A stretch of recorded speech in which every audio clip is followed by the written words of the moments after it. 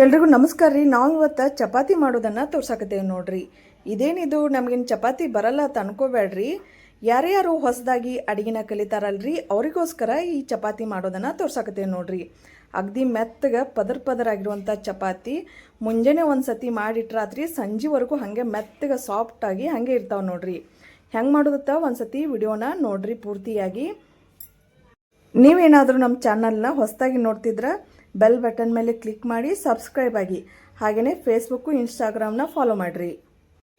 ಹಿಟ್ಟು ಹೆಂಗೆ ಕಲಸೋದತ್ತ ತೋರ್ಸಾಕತ್ತೇವೆ ನೋಡ್ರಿ. ಮೊದಲಿಗೆ ಇಲ್ಲಿ ಒಂದು ಪರ ತೊಗೊಂಡಿದ್ದೇನೆ ನೋಡ್ರಿ.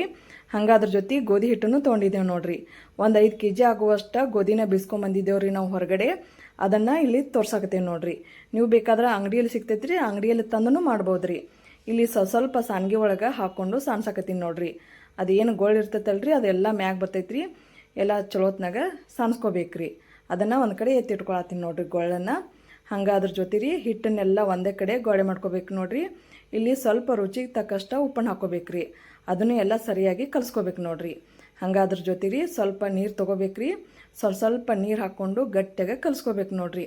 ಅಗದಿ ಹೆಂಗಂದ್ರಿ ಗಟ್ಟಿಗೆ ಇರ್ಬೇಕ್ರಿ, ಅದು ಅಲ್ಲಿವರೆಗೂ ಕಲಿಸ್ಕೋಬೇಕು ನೋಡ್ರಿ.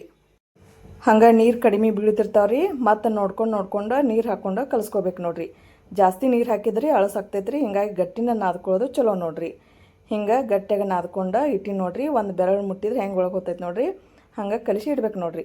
ಒಂದು ಅರ್ಧ ಗಂಟೆ ಕಲಿಸಿ ಇಟ್ಟಿದ್ದೀನಿ ನೋಡ್ರಿ. ನಾವಿಲ್ಲಿ ಅರ್ಧ ಗಂಟೆ ಆದ ನಂತರ ತೆಗ್ಯಾಕತ್ತೀವಿ ನೋಡ್ರಿ. ಹಂಗೆ ಕೈಲಿ ಹಿಡಿದ್ರೆ ಸ್ವಲ್ಪ ಅಂಟ್ಕೊಂಡು ಬರ್ತೈತ್ರಿ. ಸ್ವಲ್ಪ ಎಣ್ಣೆ ಹಚ್ಕೊಂಡು ಮತ್ತು ಮಿದ್ಬೇಕು ನೋಡ್ರಿ. ಅಗದಿ ಎಷ್ಟು ನಾದ್ತೇವೋ ಅಷ್ಟು ಹಿಟ್ಟು ಮೆತ್ತಗೆ ಬರ್ತೈತ್ರಿ. ಚಪಾತಿನೂ ಅಷ್ಟು ಸಾಫ್ಟ್ ಆಗ್ತಾವೆ ನೋಡ್ರಿ. ನಾ ಇಲ್ಲಿ ಚಪಾತಿ ಮಾಡ್ಲಾಕ ಉಳ್ಳಿನ ಮಾಡ್ಕೊಳಕತ್ತೀನಿ ನೋಡ್ರಿ.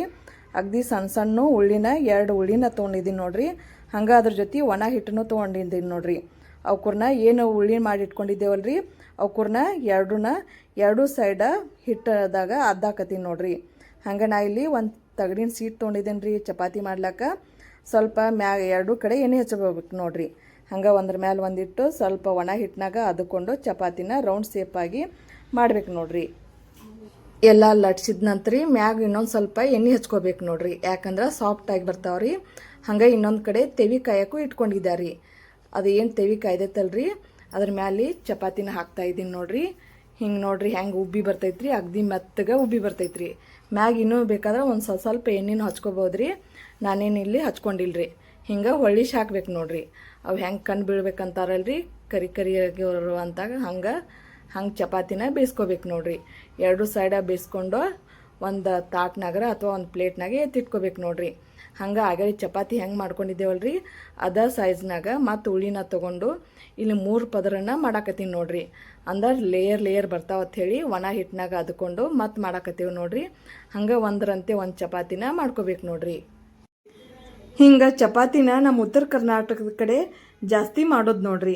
ರೊಟ್ಟಿ ಹೆಂಗೆ ತಿಂತೇವಲ್ರಿ ಹಂಗೆ ಒಂದು ಟೈಮ ಚಪಾತಿನೂ ತಿನ್ನೋದು ಜಾಸ್ತಿ ನೋಡ್ರಿ.